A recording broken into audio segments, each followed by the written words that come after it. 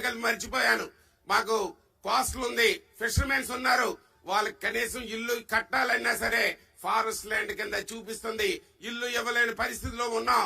దయచేసి ఆ సమస్య కలిపి పరిష్కరిస్తారని మన ప్రభుత్వం వచ్చిన తర్వాత ఈ వేదిక ద్వారా లోకేష్ బాబు కోరుకుంటూ, మరి ఒంటి మండలం బ్రిడ్జి మధ్యలో ఆగిపోయింది, అది పూర్తి చేయాలి. బొంతు ఎత్తుపోతల పథకం మధ్యలో ఆగిపోయింది, అది పూర్తి చేయాలి. మరి మన మొక్కలింగం పుణ్యక్షేత్రాన్ని అభివృద్ధి చేయడానికి 20 కోట్లు ఇచ్చి మాడా వీధుల పనులు ప్రారంభించి అది మధ్యలో ఆగిపోయింది, అది పూర్తి చేయాలి. శ్రీమొక్కలింగం ఎత్తుపోతల పథకాన్ని పూర్తి చేయాలి.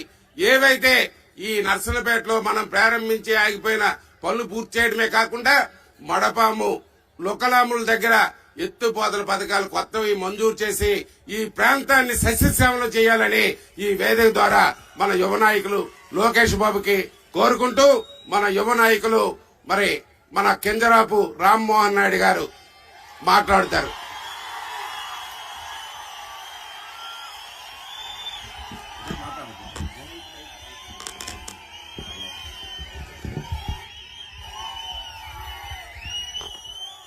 సభకు నమస్కారం. నరసన్నపేట నియోజకవర్గంలో ఏర్పాటు చేసుకున్నటువంటి ఈ శంకారావం సభకి వేదికను అలంకరించినటువంటి పెద్దలు, మనందరి అభిమాన నాయకులు, ఈ రోజు దేశంలోనే యువ నాయకుడు ఎవరని ప్రతి ఒక్కరు కూడా అడుగుతుంటే ఆ యువ నాయకత్వానికి సరైన సమాధానం ఇస్తూ యువత అందరికీ కూడా తన గళాన్ని జోడిస్తూ యువత అందరి తాలూకా సమస్యల మీద పోరాటం చేయడానికి నేను సిద్ధంగా ఉన్నాను, మీరు కూడా సిద్ధంగా ఉన్నారా, రండి నాతో అని పిలుపునిస్తున్నటువంటి మన అందరి సోదర సమానుడైనటువంటి నాయకులు తెలుగుదేశం పార్టీ జాతీయ ప్రధాన కార్యదర్శి మన లోకేష్ అన్న గారికి, అలాగే అధ్యక్షులుగా ఉన్నటువంటి మన నర్సన్నపేట నియోజకవర్గ శాసనసభ మాజీ శాసనసభ్యులు, మన అందరి అభిమాన నాయకులు, మన నర్సన్నపేట నియోజకవర్గంలో అభివృద్ధి అంటే ఎలా ఉంటుందో చేసి చూపించినటువంటి ఘనుడు మరి పెద్దలు బగ్గు రమణమూర్తి గారు, అలాగే మన శ్రీకాకుళం పార్లమెంటు నియోజకవర్గ అధ్యక్షులు మాజీ శాసనసభ్యులు మన కోన రవికుమార్ గారు, ఎమ్మెల్సీ మన అందరం కూడా ఎంతో గౌరవంగా గెలిపించుకున్నటువంటి ఎమ్మెల్సీ మన చిరంజీవి గారు, మన స్థానిక జనసేన అధ్యక్షులు ప్రవీణ్ గారు, శ్రీకాకుళం జిల్లా జనసేన అధ్యక్షులు మన పిసిని చంద్రమోహన్ గారు, అలాగే మన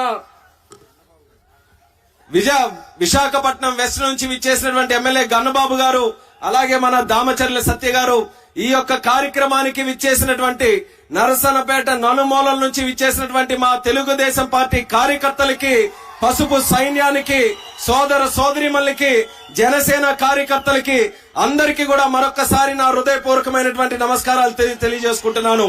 నరసన్నపేట నియోజకవర్గంలో తెలుగుదేశం పార్టీకి సంబంధించి ఎన్నో కార్యక్రమాలు చేశాం, ఎన్నో సభలు మనం నిర్వహించాం.